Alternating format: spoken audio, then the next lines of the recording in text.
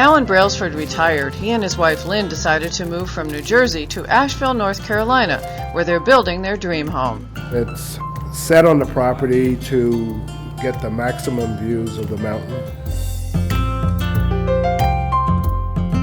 Okay girls, this is your room. For me, what really helped me was to see what my parents were going through when they retired, because they moved to 3 or 4 different places, and each one they thought was, this is our dream home. They lived there for a year or 2 and said, this is not it. And so I was just, not necessarily consciously, but I paid attention to that, and I kept thinking, okay, well, what are the mistakes that we could make and how can we avoid them?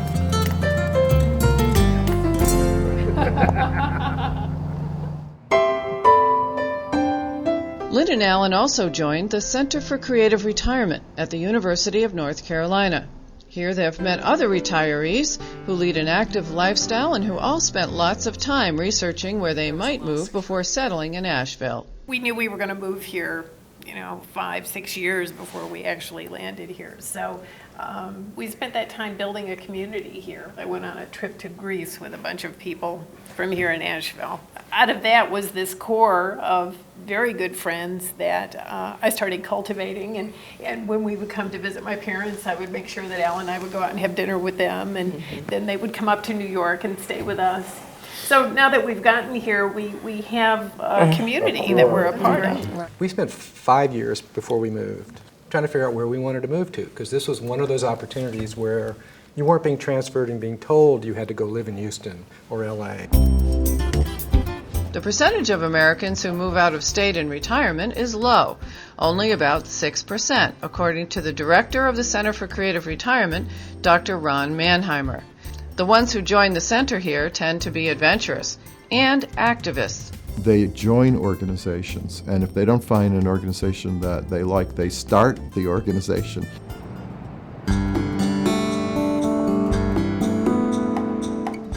As a retirement destination, Asheville meets a lot of criteria that boomers hold in common. It's a university town set in the rolling hills of western North Carolina. There are 4 mild seasons, excellent local health care, a low crime rate, diversity, and a lot of cultural attractions. My criteria was it had to be a big enough city that if you'd been there a week, you hadn't been to all the good restaurants.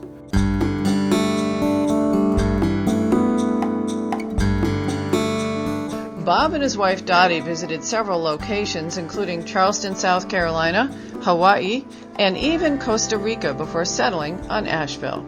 Being outside and being comfortable and being outside where it's so beautiful.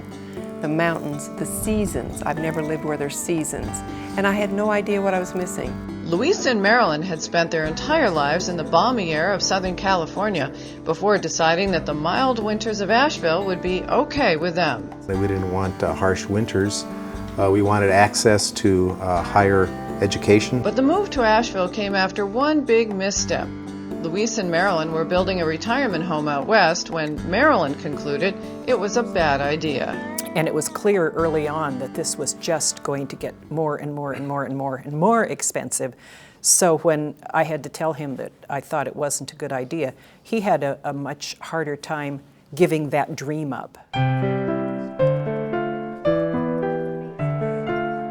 I wanted to walk around in shorts and t-shirts for the rest of my life. Marty and Carol Gillen were New Yorkers when the events of 9/11 prompted an early retirement move to Miami Beach. But that move to warm weather just didn't take. Carol thought it was too hot. She didn't like the hurricanes. The traffic was terrible. So Carol and Marty became what real estate experts call halfbacks. They moved halfway back from Florida to North Carolina and found what they were looking for. When we came here, we actually found a community. We have more friends here than we've ever had, and we feel that we're part of a community from the religious standpoint and friends and people we associate with. So I think community is a big issue in terms of retirement, that a lot of people are looking for it and don't know how to find it. You really have to put yourself out there. When you're going to a new place, you can't expect that everybody's going to knock on your door and find you. I had nobody here, and so it was a risk. Jane is single and is starting a home-based business, working as a relocation coach for other single retirees. Let's just capture what we've talked about today.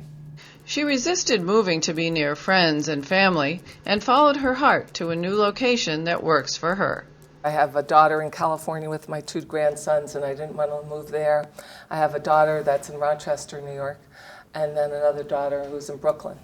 And all those places weren't desirable for me, so I said I'm going to just do my own thing. One of our younger sons was in Fort Lauderdale and then moved to Dayton, and the other son was in Los Angeles, and then he got a job in Toronto, and then he got a job in San Francisco, and then he's have a job in Central California, and we realized that there was no way to chase our sons. Our advice is don't follow your kids. They're, doing their thing, and you're doing your thing, and you visit and share. She reads books over the webcam to the grandkids every week. My mother has one in Florida. She's 95, living alone. We check in on her every day. So that technology is a great help. We recommend webcams. We recommend it because you stay in touch with your kids and grandkids. For those who wonder if they'll ever leave their old neighborhood, Ron Mannheimer has come up with a somewhat tongue-in-cheek list of 10 good reasons not to move in retirement. Tell people that they're going to save a lot of money if they give their home to their kids, and their kids will then take care of them, and they will convert the garage into their living quarters. Of course, people laugh. They laugh at the whole idea that their kids are going to actually look after them.